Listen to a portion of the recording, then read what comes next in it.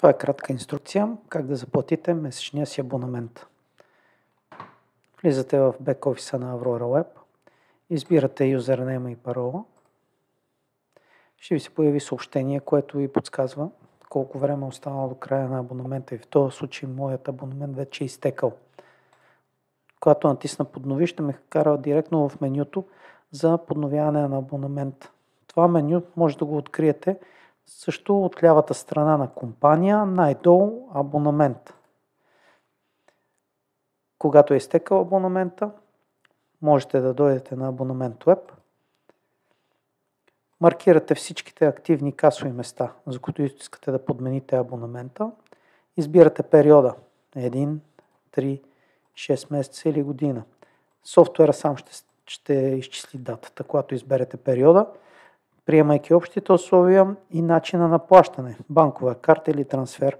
Ако изберете банков трансфер, системата ще генерира проформа фактура, която ще изпрати на имейла ви, по която трябва да направите плащането. Ако изберете банкова карта, ще се отвори поле, на което може да въведете вашите данни на картата. Когато натиснете Създай поръчка, много е възможно да се появи това съобщение за грешка. Това означава, че имате отворена заявка, която трябва да прекратите или да платите чрез нея. Тя се намира в история на абонамента. Можем да направим да я отворим и да назначим отново плащане по начин, по който ние искаме. В конкретния случай ще канцелираме. Ще отида пак на абонамент, маркирам обектите, за които искам да направя плащане, периода, избирам банкова карта и създавам поръчка за услугата. Тогава сме създали такава поръчка и сега имаме възможност да платиме сега или да платиме по-късно.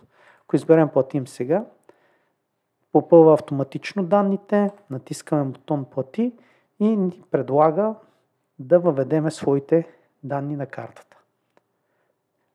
Когато въведеме данните и натиснем плащане, това ще се отрази директно в системата и на имейла си ще получим фактура.